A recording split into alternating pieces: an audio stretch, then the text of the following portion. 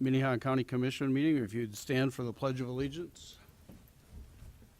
I pledge allegiance to the flag of the United States of America and to the republic for which it stands, one nation, under God, indivisible, with liberty and justice for all.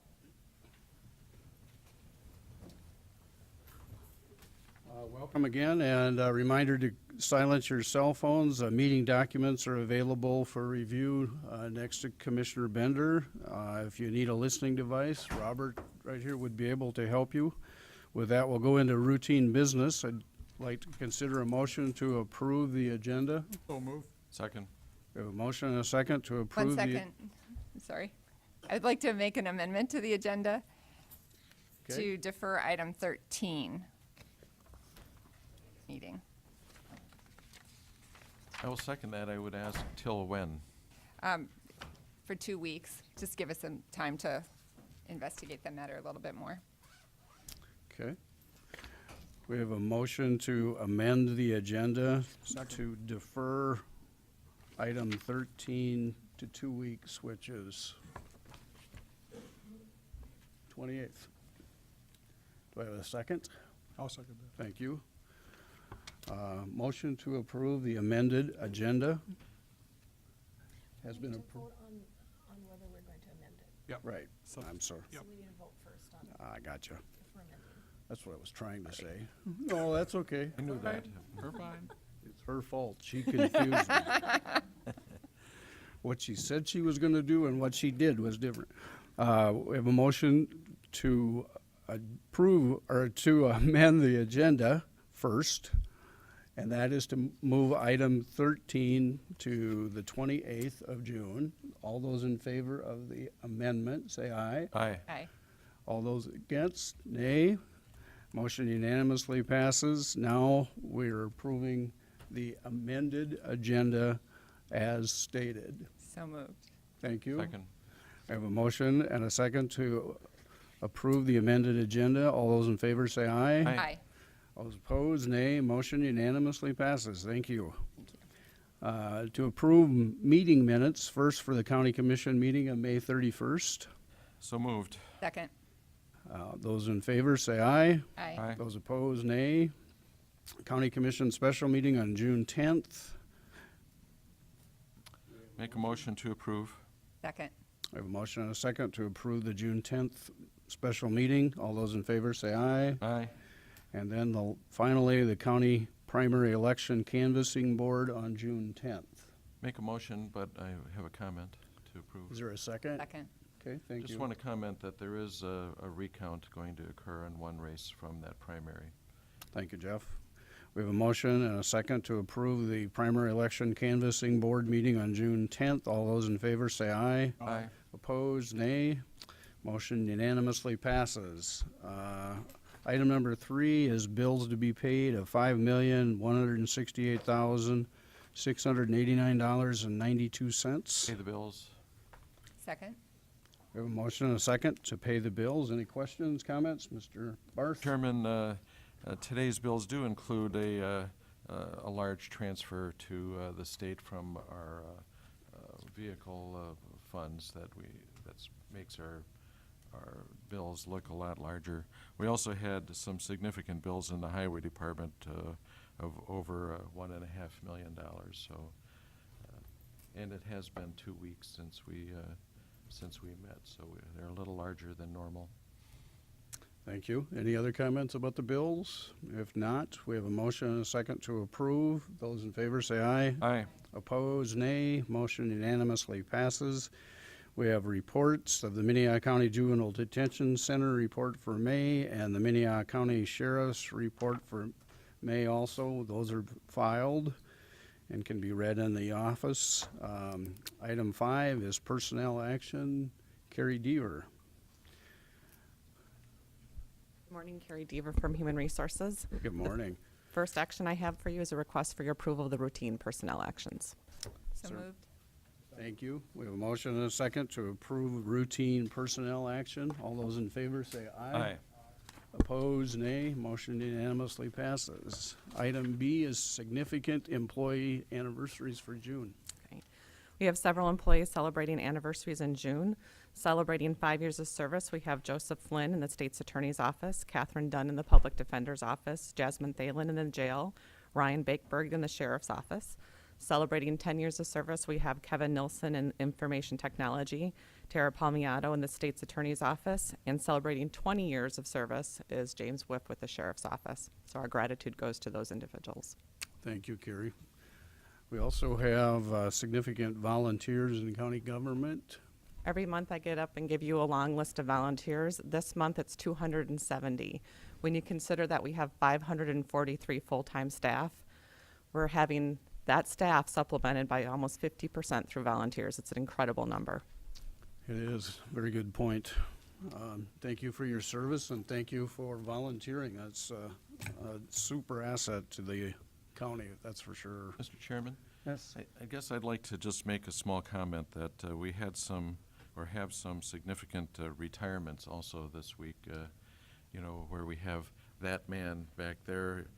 Yes, Kyle Helseth is leaving us. We had Norma Erickson, who had 43 years in the Treasurer's Office, leave us, and Mary Yale in the Register of Deeds. And we also have a new person sitting up front here, Olivia, who will be sitting in for Cindy Jepson, who cannot obviously be replaced, but so Olivia will be up here taking the notes going forward, and I think all of those need to be recognized.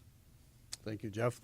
It's obvious that they are very valued employees, and the people that are retiring are going to be difficult to replace. And thank you for putting up with us for a long time. Oh, you got, no, you have big shoes to fill. Oh, I have no doubt she'll be spectacular. Thank you. Would you like to introduce yourself and tell us a little bit about you, as long as Jeff got started? My name's Olivia Larson. I worked at Ronald McDonald House prior to this as the administrative assistant, and I have a bachelor's from USD and a master's from USF. So that's me. Awesome. Yeah. We're glad to have you here. Thank you. Thank you very much. Thank you, Carrie. Item 6 is an application for abatement. I believe we can take all 4 of those at one time. Kyle? Good morning, Commissioners. Kyle Halseth, still the Director of Equalization till Friday. So That's why we're doing them all at one time, so you can get out quicker. thank you, thank you. I guess as a preface to this, these are 4 of the last owner-occupied problem properties we had. We've dove into this thing as deep as we can get on the computer system to find out why they fell off. The only thing we can blame it on now is the gremlin. We have not found that little guy. One of these days I hope IT tracks him down. We could find no reason why these came off the computer system. I'll fall on the sword. Blame me. It'd be easy. The first one is for a Jason Bennett, record ID 79937, property tax abatement in the amount of $793.15. The second is Brian Wahlberg, record ID 57942, property tax abatement in the amount of $881.87. I'm going to wreck this next one. Dolores Butenschon, record ID 32226, property tax abatement in the amount of $477.04. And Ryan Plucker, record ID 26031, property tax abatement in the amount of $491.13. Thank you, Kyle. Is there a motion to approve of items A, B, C, and D? I'll make that motion. Second. We have a motion and a second to approve those items. Any questions for Kyle? I did that the other day, too. Yeah. All those in favor say aye. Aye. Those opposed, nay. Thank you, Commissioners. Been a pleasure. You're a wonderful guy to work with and a tough job to do, but thank you so much for your help. Item 7 is the notice and request. We have a notice from the Sioux Falls Jaycees of their intent to conduct a fundraising raffle, a drawing to be held on July 4th at the W.H. Lyon Fairgrounds. Any comments that you'd like to make?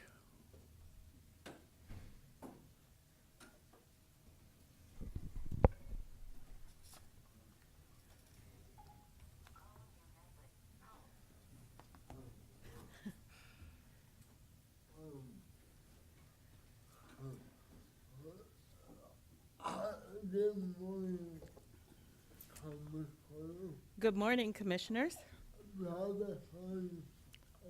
Travis Arneson, 814 West 20th Street.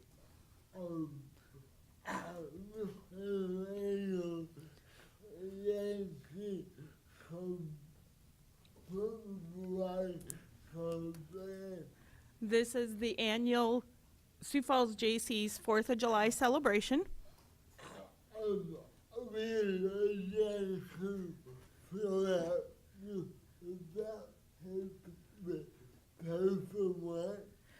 We feel that this event has been paid for once by our men and women, so it ought to remain a free event.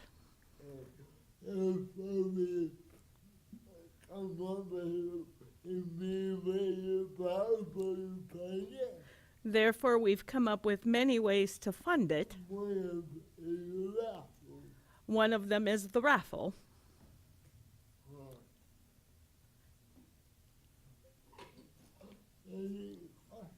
Do you have any questions?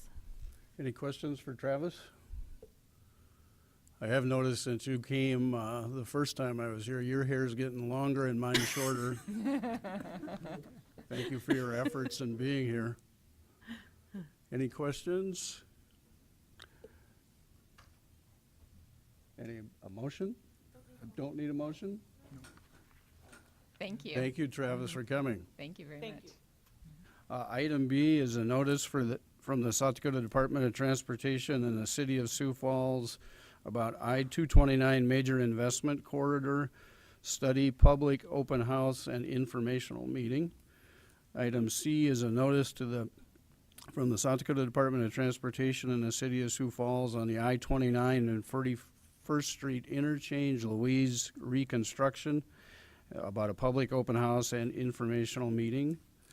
Item 8 is planning and zoning notices. There are none. Item 9 is a petition for compromise and lien. Mr. Wilson. Good morning, Commissioners. Robert Wilson with the Commission Office.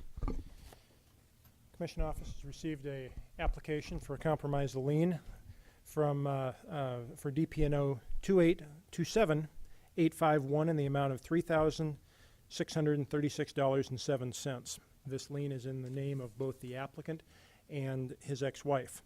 The applicant is scheduled to close on the purchase of a home at 1515 East Austin Street here in Sioux Falls on June 17th, this coming Friday. The lien was identified by the title company during the work prior to closing. The applicant requests a compromise and release in full with no payment. During the course work of preparing this lien application, staff also became aware of a second lien that you should note. This is DPNO 31042 in the amount of $2,472.47. This lien is solely in the name of the applicant's ex-wife, but more than $1,000, $1,090.90, 44% of the lien charges were incurred while the couple was married, and that was from May 18th of 1996 through December 4th of 2015. This lien was not included on the application, and it appears that the title company had not flagged this and was not aware of it during the work leading up to the closing on this property. What we have done here is tried to break down the original lien, DPNO 27851, into charges that were incurred prior to the marriage, during the marriage, and after the marriage, just in anticipation that that may be helpful information for you as you deliberate and decide what you may want to do with this. $181.60 was incurred by the applicant prior to the marriage. $195.12 was incurred by the ex-spouse prior to the marriage. $3,303.35 was incurred by the applicant and the ex-spouse during the marriage. During that time, there was also small partial payments totaling $350 that were received. And on your briefing memo, I've also noted an additional charge, $306 incurred by the ex-spouse after marriage. In following up with the auditor's office and reviewing some information that wasn't initially apparent, it appears that charge, that final charge that was incurred after the marriage, was incurred for a charge involving defense of a juvenile, the child of both the applicant and the ex-spouse. So we would submit that legally there could be a responsibility of both parents of that final charge. The applicant lists total assets of $2,292, including cash, checking account balance, household goods, and appears a small boat. Liabilities from 4 different loans totaled $11,500. Applicant lists total income yearly of $36,464, and according to a 2015 income tax refund, received a refund of $3,120. I did ask the applicant if he was able to make any payment towards this compromise request. And he indicated that because he is very close to closing on this particular purchase, there will be an amount owed at closing of about $500 that he is not able to make a payment at this point. For your review, we included the application, tax return, lien summary sheets, divorce decree, and several other documents. I believe the applicant is here, may want to speak. Obviously, he or she does not have to if he doesn't want to, but that would be his opportunity. And would after that stand by for your questions and look to provide any additional information you may need. Thank you, Robert. Does anyone have any questions for Robert right now? If not, the applicant can remain where they're at and speak without being acknowledged or use their name. So if you would like to say anything about the compromise of lien, we're certainly able to hear that. Any comments? Okay. Both Cindy and Kirsten have worked hard at trying to get some of these issues straightened out, if you will. And you sure you don't want to read this, or should you want me to? I was just gonna say that one of the things that we've worked on between the 3 offices is a number of potential resolutions that you may wish to consider, again, depending on how you choose to resolve this lien. But I can go through those just as a basis for your discussion. The first lien, the first lien would or resolution potentially would release the charges that were incurred by the ex-spouse prior to the marriage, create a new lien, and place those charges in a new lien solely in the applicant's ex-spouse, in the name of the applicant's ex-spouse. I think we could do that right now, if we want to clean it up a little bit. Do you want to use? I'll make a motion to release the applicant's name from the 19512 Okay. and place it on. That actually is 2 different files, and I'll give you the file numbers just for the record. It's 211113, dated May 13th, 1992, for $107.62, and file number 213203, dated June 8th, 1992, for $87.50. That's my motion. Thank you, Dick. Is there Second. a motion and a second to remove those and put them in a separate account, separate file? All those in favor say aye. Aye. Those opposed? Motion unanimously passes. Now we'll go to the second piece of that. Robert, if you want to continue. Yes, the second element of that, again, working with the state's attorney's office and the auditor's office here, that would, looking at that same lien with the amount that now is the responsibility of the applicant and the spouse during the time of the marriage.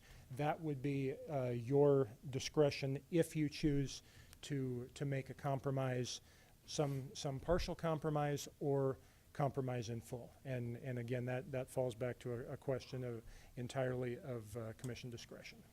Okay.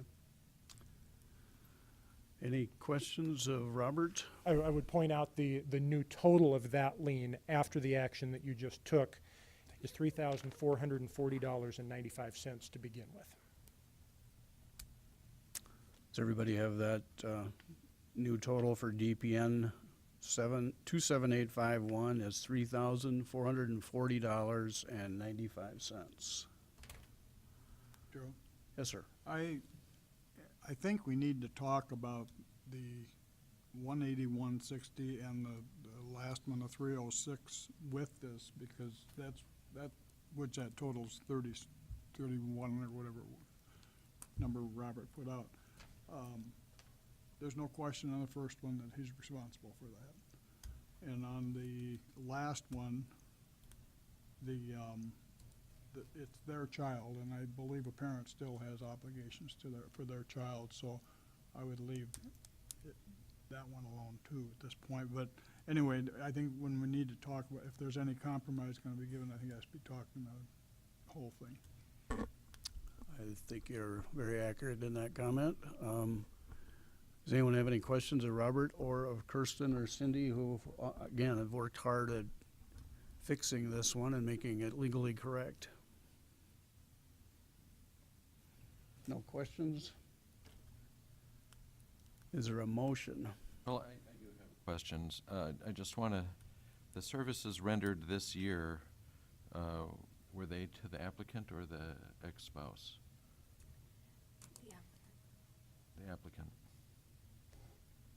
And those are as recent as May, I right? think that's correct. Well, the one in the 16 was for their minor child. Ah, Total, Robert? The new total after the first action that you took, $3,440.95.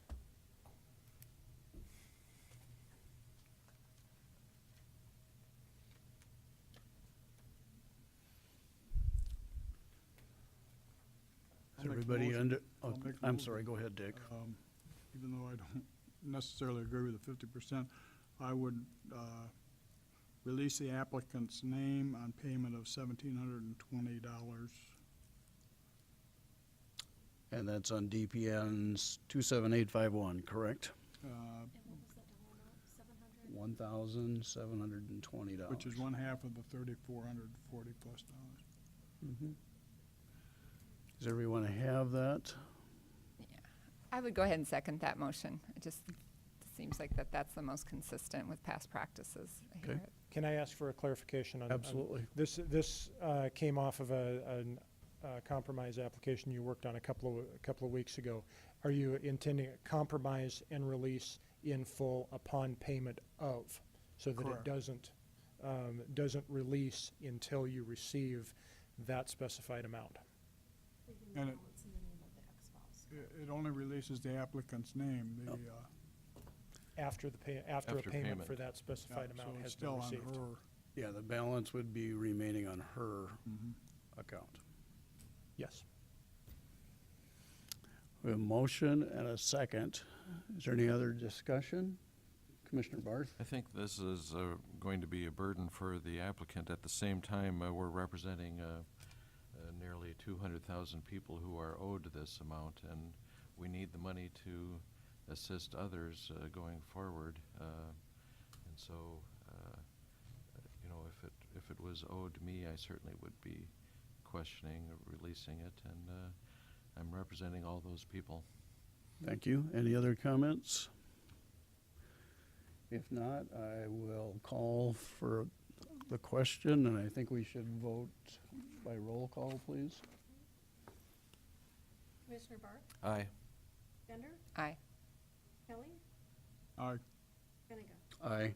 Motion unanimously passes to release DPN 02785-1 for a payment of $1,720, and the balance to remain on the ex-spouse. And this does not do anything on this newly discovered? Correct. We still have one piece left. Somebody will pay attention to now. Yeah. Robert, do you want to go with? And that brings us to the final lien that we identified in this process. Again, this is one that was not included in the application. The applicant's name is not on this, but as we were digging into this and reviewing it, a substantial portion of these charges were incurred during the time of the marriage, 44%. And again, it also appears that the title company did not flag this as they were doing their review prior to closing. So Can you explain why his name wasn't on it? So we felt that we needed to bring this to you for your information and your consideration as you look at the other application that did come forward.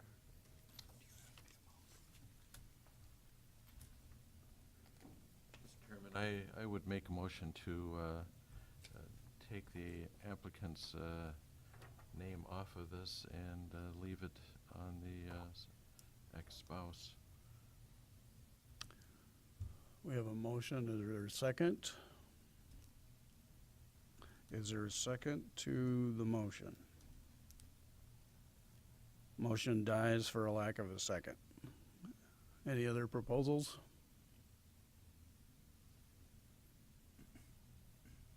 I guess, I mean, there's no question that if this had been done properly, it would have been recorded in the name of both parties. Is that correct? They were married at the time these services were incurred, and I'll defer the legal question to counsel, but they were an application that was presented, approved, and services provided during the time of the marriage. Okay, so then my next question is for legal counsel. What is the effect of that? Sure. If it's recorded against the one spouse, because there is a duty to support under our law, only the ones that are the services that are rendered during the course of the marriage, no matter whose name is formally on the recording, there is a duty to support under the law, and in my interpretation of that, at least that 44% or so is due and enforceable against the applicant. It would seem to me that if an error was made, it had to be made on our side because we didn't put the name on, but I think this thing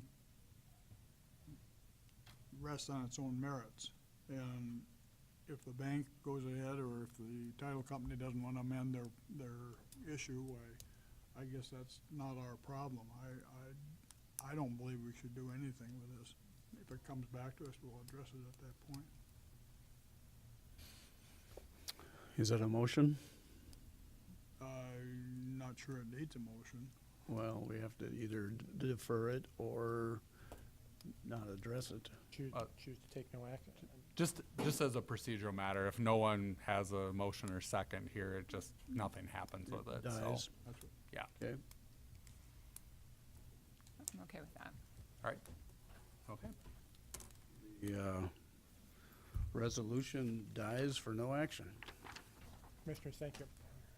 Thank you for all your extra work in straightening that out. Keep waiting for one of these to be relatively simple. I've not seen that yet. Waiting. First. I have to say they continue to get more complicated rather than going the other way. Now we're at the opportunity for public comment. If anyone has anything that's not listed on the agenda, you have 5 minutes to make your presentation. Mr. Colby? Morning. Robert Colby, Over the Hill and Gaining Speed. With events that have taken place here in the recent past, it makes one stop and pause, or at least did for me, that sometimes we kind of think we're pretty good and we get a little complacent. What you see on this T-shirt is the Bassa. It was a ship that was built in Sweden, when Sweden was the big dog in Europe. It was to be the premier battleship. They launched it. It went about a mile and sank in the harbor. They thought they were pretty good. At least the administration at that point did. We have a common human trait, thinking that we are pretty good. We hear that about Minnehaha County and Sioux Falls and South Dakota, that we are pretty good because we are doing so many things that are positive, but that helps to breed a little complacency. We forget about the past, a little of the history.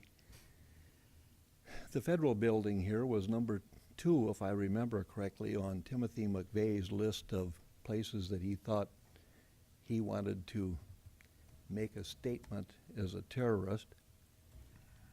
We wouldn't have been prepared for that.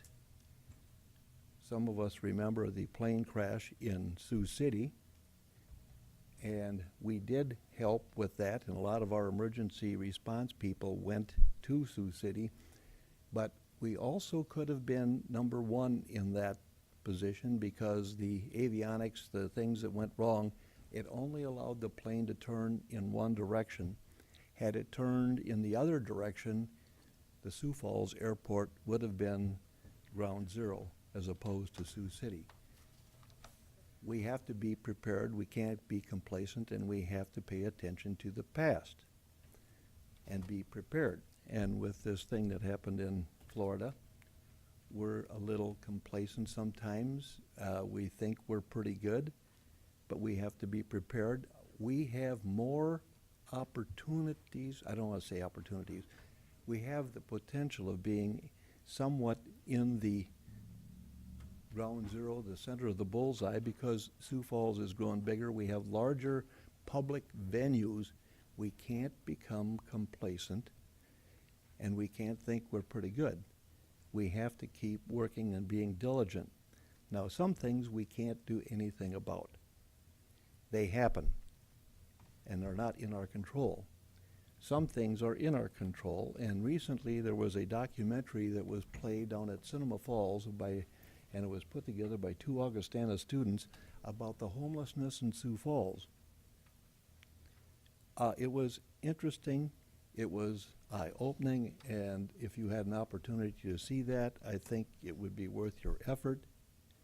But that is something, when we think we're pretty good, we don't pay attention to the lower end of society many times, but this is something we can do something about.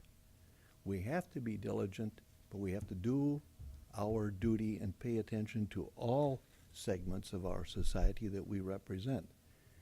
And that would be the thing that I would emphasize this morning. If we don't look at the past and don't know where we've been, we will not know where we are going. Thank you. Thank you. Anyone else would like to make a public comment?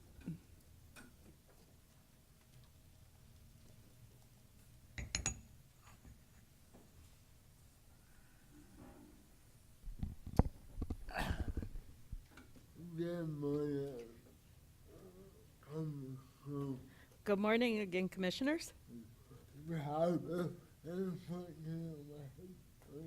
Travis at 814 West 20th.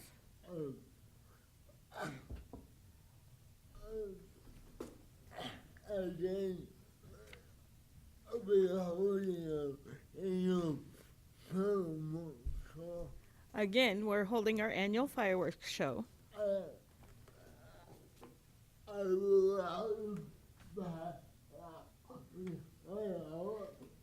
I would like to pass out this letter. One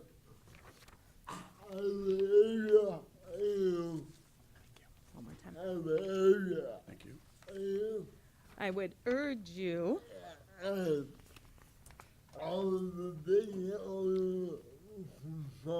as well as all the business owners in Sioux Falls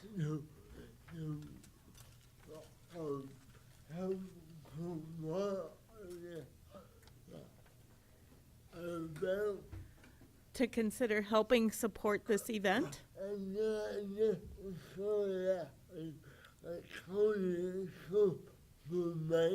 I'm not necessarily asking the county itself for money.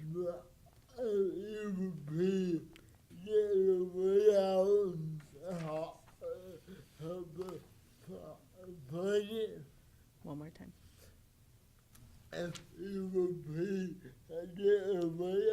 If you could please help get the word out. Contact business friends. That would be awesome. Thank you. Thank you, Travis. Thank As long as we have a paid political announcement, I'd be happy to do that. The Sioux Falls Jaycees are asking for an investment, total investment, to run the fireworks in Sioux Falls show for $30,000. They're looking for a major investment or a major sponsor of $2,500. Again, it's for obviously the 4th of July celebration. If you want more information, you can look up their email or website address, but it's fireworksinsouxfalls.com, or you can contact John Small or Travis Arneson at the Sioux Falls Jaycees. Thank you. Thank you. Thank you for your involvement. Any other public comments? If not, we'll go to item 10, which is a public hearing to consider an application for a retail on-off sale malt beverage license from Hunters Point Shooting Complex located at 45743 260th Street, Humboldt. Cindy? Thank you. This location has been a licensed premises in the past. Cindy, can you, Oh, sorry. This establishment has been a licensed premises in the past. It's recently changed ownership, so that's why a new application was received for a license under the new ownership. And it has been reviewed by the state's attorneys, planning and zoning, and the sheriff's department, and there were no objections or concerns reported, so we are requesting your approval of this application. Any questions for Cindy? I have a question, but I'll make a motion to approve. This is a public hearing, Oh, so we sorry. have to ask Yep. for those, anyone in favor or opposed?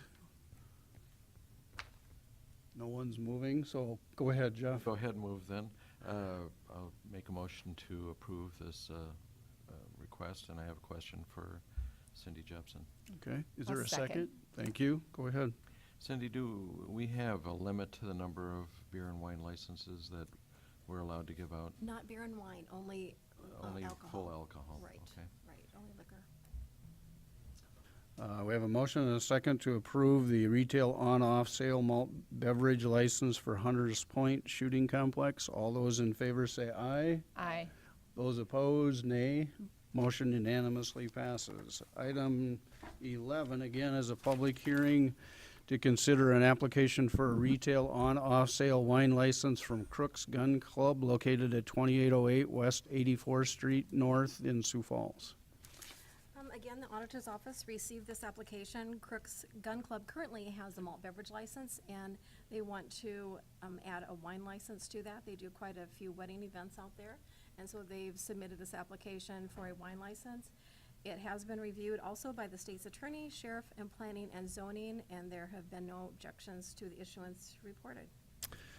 Thank you, Cindy. Again, is there any public comment, either for or against this? Good morning. We do need your name and address, please. Okay, yes, thank you. I'm Rick Pitts. I'm the treasurer of the Cooks Conservation and Gun Club. I live at 5712 West Blue Stem Street here in Sioux Falls. Is that good? Thank you. Okay, thank you. As Cindy mentioned, we operate the North Country Hall. We have a lot of weddings and receptions, and we've had a number of requests to have wine served in addition to the beer, and we're trying to meet the needs of our customers there, and I urge your support for the request. Thank you. Thank you. Any questions? Thank you. Doesn't appear like it. Is anyone opposed? With that, I'd entertain a motion. move to approve? Second. A motion and a second to approve the retail on-off sale wine license for the Crooks Gun Club. All those in favor signify by saying aye. Aye. Opposed, nay. Motion unanimously passes. Thank you. Item 12 is a public hearing to consider a motion to declare property legally described as Lot 4, Block 2, Corson, is it Fox Edition? 102-48 Brandon Township, a public nuisance, and enact South Dakota Codified Law 21-10-6. This was deferred from May 3rd, 2016. Good morning, Kevin. Good morning, Kevin Hookman, County Planning Department. As you just heard, this is an item that's been before you a couple of times now. The last time it was before you on May 3rd, 2016. It was deferred for 30 days to allow the applicant more time as we considered the other types of nuisances that may have arose up behind the fence that was put up. And that would be things like open water containers, oil, places for pests and rodents. That was considerable for this. There it comes. And I have some pictures from the last couple of site visits. Staff visited the site on the last time, on June 2nd, and then again on June 9th. I did visit the site again yesterday, and I didn't see any changes from the particular place. This is from the June 9th site visit in the front yard. And I placed in the PowerPoint this time some side-by-side imagery so you can see the changes from the April 26th was the last deadline for him to clean up the yard.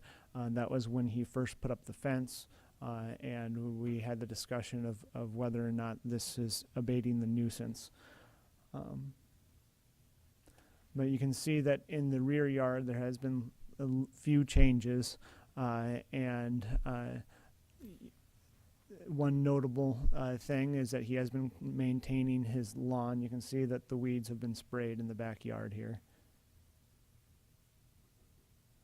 This would be Kevin, it appears that there's more tires on the picture you took June 2nd and June 9th than there were on April 26th. Is that? When I took a pretty close look at it, I guess I didn't see more tires per se. They may have shifted around a little bit from the previous times. Yeah, they're breeders of mosquitoes. Yeah, they can collect water in it and breed mosquitoes. This would be the front yard. All that there's more vehicles in the front yard than there were before, but they're all licensed yet. Side yard. And then this is kind of the larger picture of the main part of the backyard there. You can see that the recliner chair is missing in the newer picture. That got kind of dark with shadows from the June 9th photo.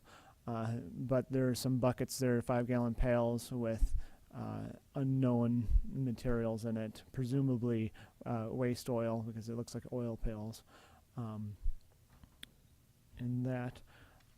Staff notified, I suppose, let's see if we got more pictures. Oh yeah. And then the rest of them from here on are more or less pictures that we've seen from previous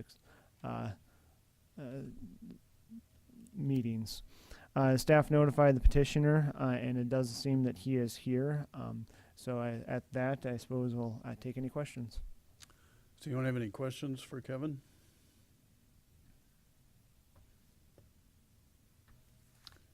Okay, evidently not. All right. This is a public hearing. If anyone would like to say anything, or we would be happy to listen. If not, is there a motion? What would the motion be? To declare the property legal described as a public nuisance and the last part of the original letter or the original memorandum? Is that the motion we're looking for? All we need is a motion for a public nuisance, from my understanding. I'll make that motion. We don't need the legal address. Yeah, you can include the legal description Property for the legally property. described as Lot 4, Block 2, Foskey's Edition, 102-48 Brandon Township, a public nuisance, and enact SDCL 21-10-6. That's my motion. If I might, Dick, it's been suggested that we also refer to the, not only the legal description, but the South Dakota codified law number Oh, okay. 21-10-6. 2110 I did dash. that was in the motion, I'm sorry, maybe. Sorry. Thank you. Do we have a second to declare this a nuisance, public nuisance under that codified law? I'll second, and then I have a comment. Certainly. We have a motion and a second. I just Commissioner have to Bender? say that I'm just disappointed that there wasn't apparently, the pictures make it look like there was not much effort at all made towards, Can I say anything? Just a minute, please. towards abating the nuisance as we discussed in our hearing a month ago. And I was hopeful that we could not have to get to this step, and that what it seemed to me to be relatively reasonable and doable actions haven't taken place. So Thank you. If you would like to say something, I'll give you a couple minutes. You need to, sorry, but you need to come to the microphone. You need to identify yourself, give us your address. My name is Lonnie Banghart, and that's where I live.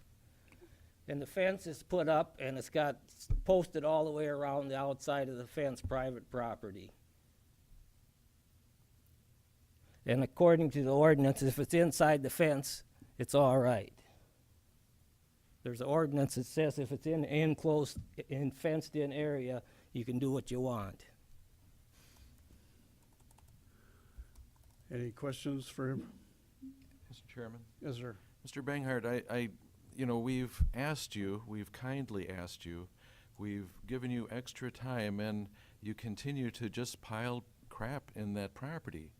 I mean, do you understand why your neighbors and why we may not like the way that you're keeping this? Do you understand why my neighbor complains? Because his garage is within a foot of my property, and he's So- supposed to be 3 foot behind the property line, and you guys allowed him to build that garage there.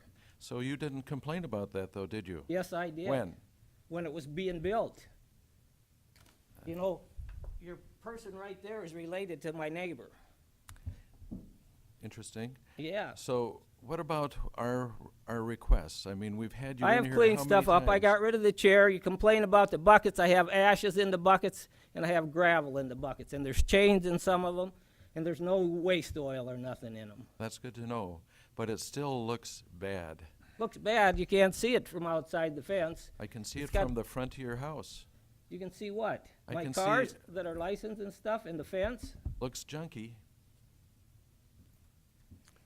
We're not asking you to make it, perfect, but it shouldn't look like, a junk pile. Commissioner Bender. like I said, I would have liked to not be here personally, but I thought it was relatively clear, and I thought you were agreeable the last time you appeared before us that you would remove the tires, the areas that could collect water and breed mosquitoes and attract rodents, and it does not appear from the pictures that there was progress made in those areas. Do you have water for your lawn service at home? You know, there's more mosquitoes in Sioux Falls than there is at my house. More in Brandon than my house. If you water your yard every day, you have more mosquitoes than what I have in them buckets. At our last hearing, didn't you agree that you would remove those items? I That's my removed the chair recollection. and some of the tires. Okay. Other questions or comments? Not of him, but I do have a comment after he sits down. Okay. I believe we're done with the questions. Mr. Kelly? I really believe, part of our duty as the government or as a commission is to resolve issues that come up between people. And we face it almost every week. there are about a dozen homes surrounding this property within about 300, 400 feet. I guess I don't know why these people aren't here, except I have some thoughts on why. But you don't have a right to do anything inside the confines of your property. And we do have zoning rules, and we do have requirements that, this has been back and forth between, I don't know how many times we've faced this, a couple, 3 years. I mean, it's not just this last issue. Many years. Okay, so, I really believe that it's time to finally take some action and let the planning department do the job of the nuisance. And we've given them every chance in the world, I think. And I don't agree with Gene. I do think we have to be here, and we have to make these decisions. I don't like take away people's rights either, but I don't believe this is a right that is legal. Thank you, Commissioner. Scott, would you like to make some comment? Just for the record, I have no relation to anyone in that neighborhood. I'm not related at all to the neighbor, so I have no idea what Mr. Banghart is referring to. Want to give us your name and address? Scott Anderson, Thanks. Planning Director. Thanks. Any other comments? Just a point of clarification, I don't know if I misspoke, but I didn't say that I don't think we should be here. I just said I preferred that we not be here, that he would have taken care of the issue and that the neighbors would be able to get along. I do agree with Commissioner Kelly that this is our job to make these kinds of decisions. Any other comments? If not, we have a motion and a second to declare this a public nuisance. I think we need a roll call vote, please. Commissioner Barth? Aye. Bender? Aye. Kelly? Aye. Benega? Yes, motion unanimously passes. This has been declared a public nuisance. The planning and zoning and the other individuals need to pursue that. Thank you, Kevin. Do you have a comment? No comment, just Okay. thank you. We'll go to, I'm sorry, we deferred item 13 for 2 weeks to the 28th. So we're on item 14. No, I'm sorry. Yeah, item 14, which is to consider a motion to amend the February 9th, 2016 authorization of the purchase of 2 one-ton Chevy Silverado 3500 pickups, total cost of $65,416 from Jerry's Automotive from contract 16866-8A, competitively bid and awarded by the state of South Dakota. DJ. Good morning, Commissioners. DJ Boothie, Highway Superintendent. We had previously received authorization to purchase 3 vehicles through the South Dakota state bid process, and the state of South Dakota ended up canceling their contract. I think maybe is probably a non-professional term, but going away with their contract with Billion after attempting to make an order for several vehicles, and then they ended up redoing the contract with the second lowest bidder, who is listed in the briefing memo here. The reason for them canceling that original contract was because I think Billion had made an error, some sort of an error in their bid, and they were losing money on the trucks for each sale, and I think the state was looking at purchasing a lot of trucks, and so that Billion was going to lose a couple $100,000 on that transaction. And so they did provide the Chevy Traverse that we purchased off the state bid, and they put the other 2 vehicles in a holding lot.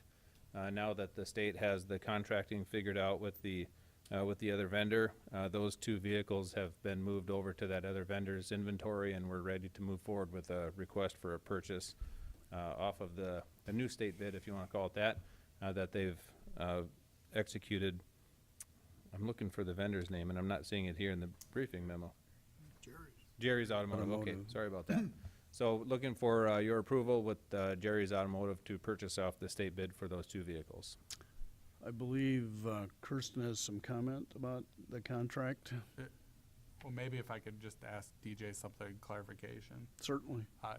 DJ, the timing of your putting your bid in, was was it apparent from the state that the billion bid was not being honored anymore at that point, or were they still listed as the responsible bidder? They were still listed as a responsible bidder, and it's our understanding that Billion made, or the state of South Dakota made an order sometime in between when we made the request to our county commission and before we would have received delivery of that vehicle, or those two vehicles. It could be that the order was made and they didn't know about the problems. We don't actually contact the state of South Dakota when we make an order. That's not something that we're obligated to do. We only contact the vendor, and at that time the vendor was willing to sell to us off of the contract. And it was Billion is the vendor? Billion was the vendor at the time. Said they were willing. Said they were willing. After they, several weeks after we made the order, then they contacted us, or we contacted them trying to get an update on the purchase, and they told us that they weren't going to be able to provide them at this time because they were working on some contract issues with the state. We contacted the state, and we found out what the issues were, and that the state was going to be entering into contract with Jerry's. All right. Thank you. Make sense? Yes. Any questions for DJ? Commissioner Barth? It's not necessarily a question, but this seems awfully similar to the situation we have with our planning department, where, which we deferred for 2 weeks, and perhaps we should defer action on this until we look into it a little bit further. I guess I might ask the state's attorney, and I guess also I would comment that whenever I buy a vehicle new from a dealer, I'm hoping they're losing money on it. I'll just comment a little bit on my idea or my reasoning for deferring. I do agree that they seem somewhat similar, but the facts and the timeline were not as clear, and I wasn't able to gather the information about the timeline for the item in number 13. Here, it had been fleshed out a little bit more, the timeline and how the state had been involved and canceled the contract, and that was the reason that I didn't defer item 14. I'd be open for doing that.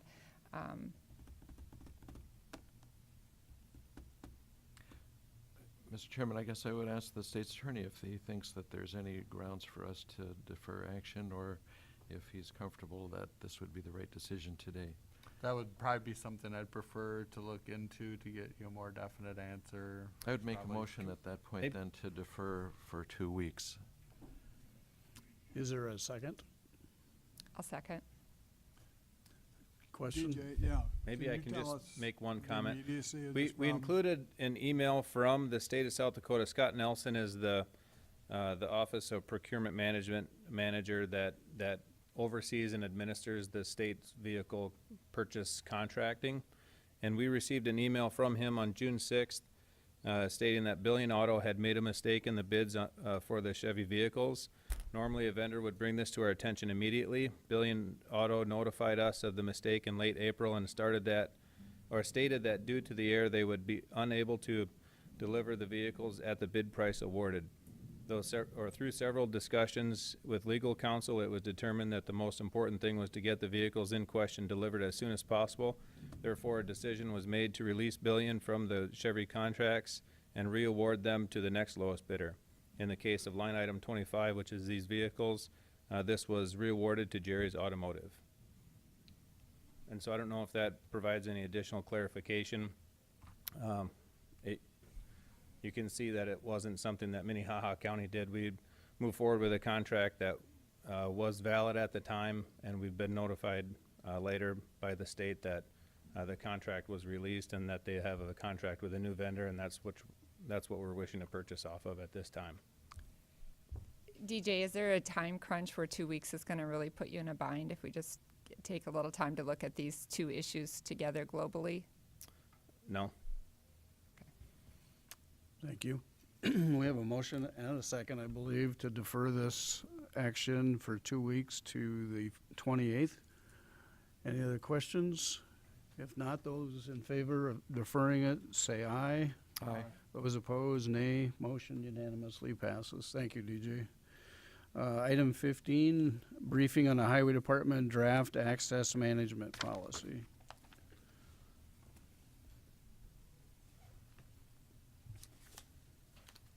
Commissioners, access management is defined by FHWA as the proactive management of vehicle access points to land parcels adjacent to roadways. Good access management promotes safe and efficient use of the transportation network. Access management benefits include improved movement of through traffic, reduction of crashes, and fewer vehicle conflicts. A vehicle conflict exists when two vehicles are attempting to make the same maneuver, or when there's one that is opposing one of the maneuvers of the other vehicle. A good example of access management would be the installation of a turn lane at a new grain elevator in order to remove the turning trucks from the through lane. Opponents of access management are typically local businesses that depend on pass-by traffic, and they fear potential reductions in revenue. A good example of this type of resistance would be like a gas station owner that would be upset with the installation of a median. That would be installed typically around the intersections in front of a gas station or another type of property that is usually on the corner. You see a lot of this in the urban environments. Minnehaha County Highway Department has drafted a draft access management plan or policy, and today we're simply putting that information in front of the County Commission and illustrating our intent to utilize this as a working document until proposing it in its final form sometime in 2017. The policy generally reflects our standards of practice over the last 3 years. However, it's beneficial to put these documents and standards in writing in order to educate the public and have them have a better understanding of what our policy is, and also allows us to apply our standards uniformly. The Highway Department is coordinated with all agencies that we share joint jurisdiction with in the county. That would include the Department of Transportation, City of Sioux Falls, City of Brandon, City of Del Rapids, and the City of Hartford. We've included them in our conversations and meetings when we've drafted this policy. A few of them have similar policies. Some of them are geared more toward rural environments, and then some of them towards urban environments. So our policy isn't identical to any one of theirs, but it has some similarities and use same type of practices. This policy will be enforced through the use of our updated application for highway access permit. The updated permit application includes language referring to the standards and also signature blocks for the joint jurisdiction agencies. A copy of the draft policy is included in your briefing memo. It generally has a requirement for a permit application when somebody is requesting access to the right-of-way. And it also has language in there for possibly requiring traffic impact study if it's a sizable development. Then we require a third party to look at the access and look at the development that is occurring and trying to find out if there's anything that should be done as far as improvements, for example, a turn lane or some sort of a median near the property. And also the policy establishes access control, which is generally the number of access points in a mile or the location of allowable access points. So that's just a brief update of where we're at with our access management policy, and I'll entertain any questions that you all may have. We're not asking for any approval at this time, but wanted to keep the commission informed of what our intentions are. Commissioner Barth? So DJ, we have a policy now, and this is an update to that policy? We don't formally have a policy now, and there's nothing adopted. We've been using generally accepted standards over the last 3 years or so, 3 or 4 years, and we've put those now in writing and created a draft policy. Being on planning and zoning, I know that when a project comes to us, we often talk about installing a turning lane, say at the grain handling facility in Lyons, for example. So would your policy then supersede the planning and zoning for that kind of a thing? No. They're supposed to work in union with the planning and zoning effort. And so the transportation-related issues surrounding development and long-range planning and that type of thing, we receive a lot of access permit applications, and in order for us to not grant access to anybody and everybody along the highway, we would like to have a document like this that says when and where we should allow access points. And then planning can also use a document like this when they're looking at proposed developments, but they do have their own zoning ordinances that can control some of that too. Commissioner Kelly? So this is kind of putting into writing what you've been trying to accomplish all Yes. along. Is there how you, is it you don't grant the access, or do you look, I mean, I can imagine the sight lines are probably one of the big issues. And yet you don't have the ability to set the speed, well, you do on the county highway. Now, does this apply to townships or just county, just the? This is just our our jurisdictional roadways. jurisdiction? Okay. Mhm.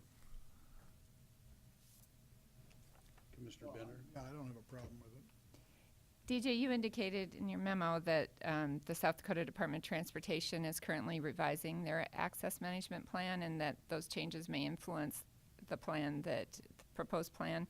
Can you just give, some examples? Is it just a matter of trying to coordinate and collaborate that might affect our plan? That's exactly it. Coordinate and collaborate. Their access management was developed a long time ago. Access management is a relatively new thing to transportation engineering.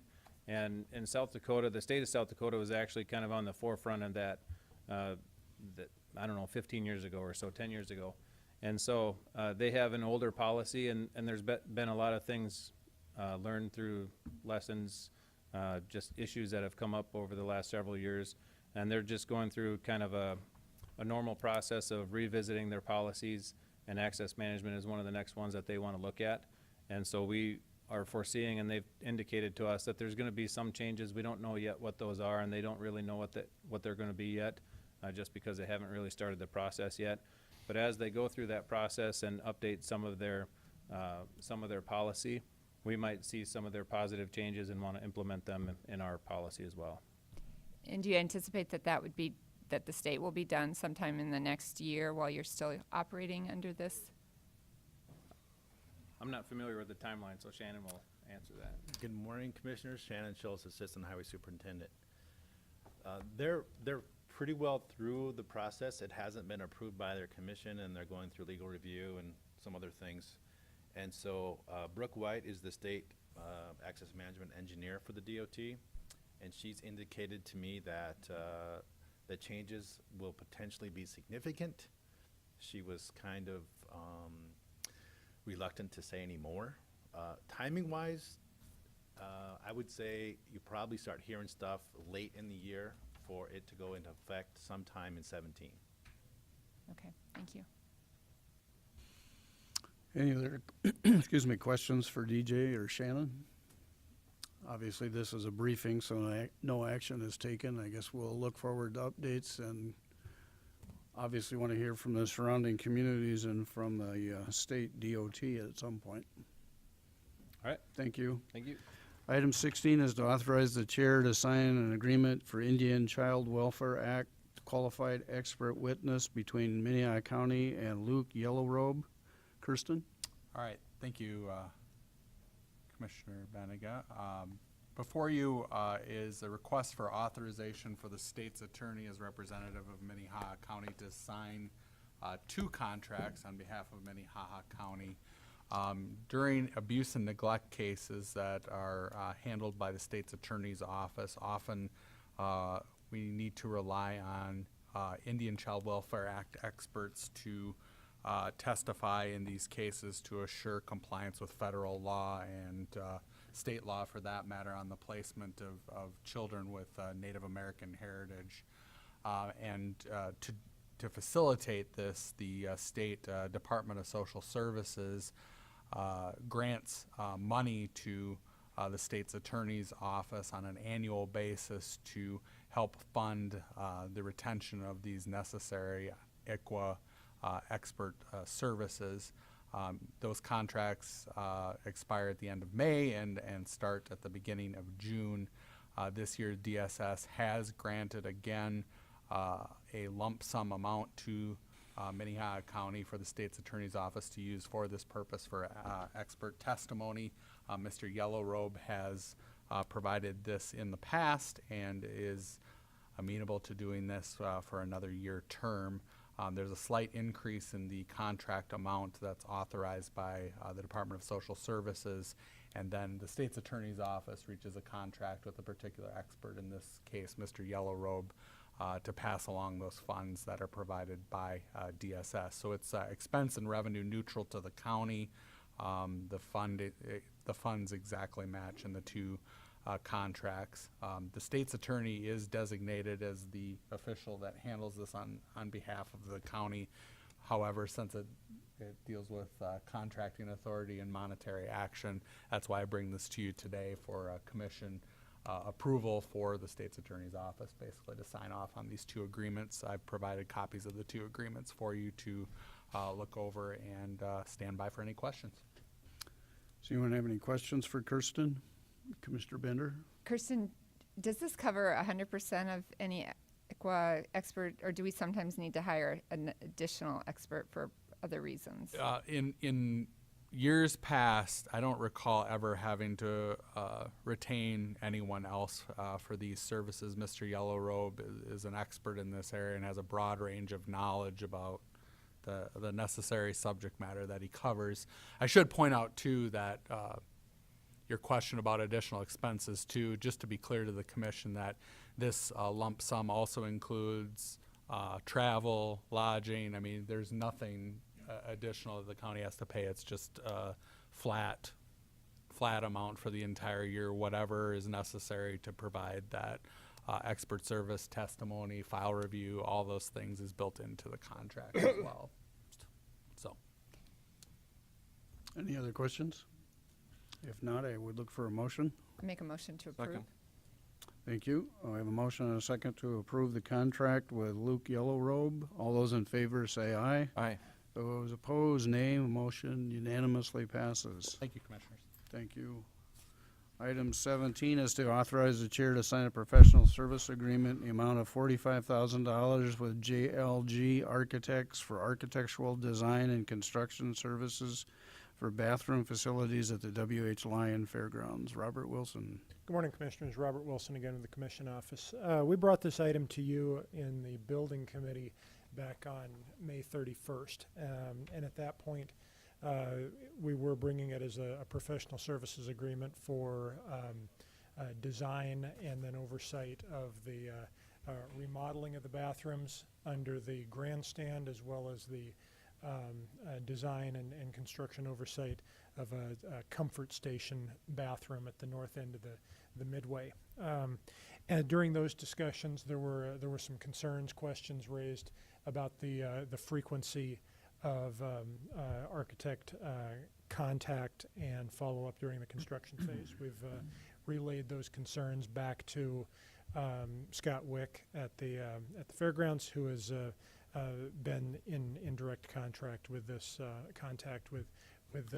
provider. And I would just say that the current language that we have for your consideration, I'll just read one sentence. Under the construction phase services, the architect shall provide biweekly site observation visits for construction duration, and had provided this contract, latest version of the contract, to Lloyd Olson of the Facilities Department for review.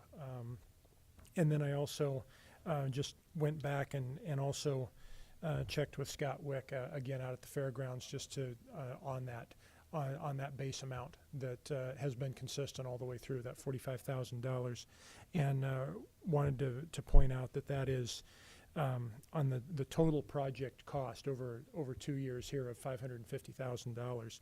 That is 8.2% of the total cost, under what I understand to be somewhat of a benchmark for architectural fees within a overall construction project. So that's for your consideration. Stand by for any questions that you may have. Questions for Robert? Commissioner Kelly? Remind me, was the city gonna participate in this thing at all, or was there something from them they were gonna give towards this project? No, Nothing?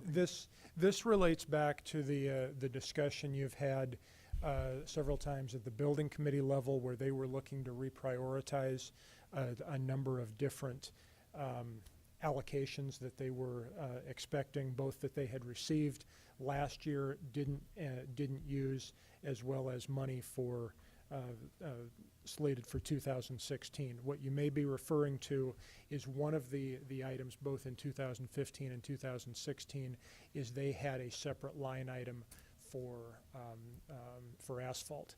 And in the past, they have received a in-kind donation from one of the local vendors who's a great partner with the Fair Association, that has essentially been provided in kind, what they expected and budgeted to have to pay for. So that was an expense that they did not have, did not incur, and some additional funds that they were able to roll over into this project. Any other questions for Robert? I'll make a motion to approve. Second. Mark or Lloyd, do you have any comments? Okay. We have a motion and a second to approve the contract with JLG Architects. All those in favor signify by saying aye. Aye. Opposed, nay. Motion unanimously passes. Item 18 is county liaison reports. Anybody have a report? No, sir. New business? Does anyone have any new business? Old business? Commissioner Kelly? I have a question. I don't mean to fault anybody on this thing, but so often we end up deferring things, and it's because obviously we want more information. For instance, on the truck deal today and stuff. And I'm just wondering why are we not, when initially, are we getting too much of this information just at this meeting or just the week before, and not receiving what the in-depth that we need? I just get concerned, and I expressed it before about about the deferrals, and I'm as guilty as anybody else on deferring things, but I do believe we're getting a little bit of a rep of, waiting a couple weeks or waiting a month, and I wish we could do something in the process so that we could make the decisions the day it comes to us. It's more of a question or a frustration than anything else, but. Any comments? Well, I mean, I would agree that there is it's a function of the current process that we don't get, items don't get uploaded into Dropbox for commissioners until late in the day or, second half of Friday at least. And so by the time we have an opportunity to look at them, if we are really on top of things, we look at them over the weekend. That gives us one day and staff one day to try to gather information, and people are gone, and a lot of times that's difficult. And so I think that, ideally it'd be better if we could vet things a little bit earlier, but I think it's an opportunity, particularly when we have items that are not completely time sensitive, to at least we've been alerted to the issues, so we have an opportunity to defer them a little bit to get the information that we need. I know we did try to gather information yesterday about the item that was deferred, and because of reasons probably beyond the control of the people that were tasked with gathering the information, there just wasn't time. And so, I certainly would like opportunities, but I know the commission staff also works hard and to try to get things out, but to the extent we can get, a lead calendar or something that gives us some additional time to gather information, I would be supportive of that. Thank you. Mr. Chairman, I think obviously what happens is we need to have a conversation on these things, and when there's 5 commissioners, which if more than 2 of us gather, we have to have 48 hours notice. Having a conversation is difficult to do when you just get the info on, say, Friday and have to make a decision on Tuesday. Each of us as individuals may have different questions, and whatever info we get back may lead to other questions. And I think it's just the nature of our process as with open meetings, et cetera, that we need to sometimes extend our discussion on these things. Gerald, you're very familiar as I am with the informational that the city council does, but it really does give you a week or 2 heads up on what's occurring. actually, I mean, I think they bring up in the informational, not necessarily what's gonna happen in the meeting that night, but what's gonna happen in the next meeting or the next meeting. And it does give someone who has a concern about an issue more time to talk, because it's impossible. You get a Friday afternoon, you probably don't even look at it till Saturday. Then you got one day Monday, and if Monday's a holiday, of course, that totally messes it up. But you got the one day just to research it. And what happens is we end up coming, a lot of our planning and zoning, a lot of our drainage issues, all these people show up, and then we end up carrying it over for a couple weeks. And perhaps if we thought or worked about some process like the informational meeting, which is a public meeting on the city council's part, that it might stem some of it might give us a little opportunity to look at these issues a little closer. Other comments? I think Dick's right. There's some of us that don't look at the Tuesday agenda until Sunday night, frankly. And by that time, it's too late to do any posting of a new item or whatever for the meeting. The only way we could make that work better would be to get the information sooner in the previous week, but that's almost impossible sometimes. Why?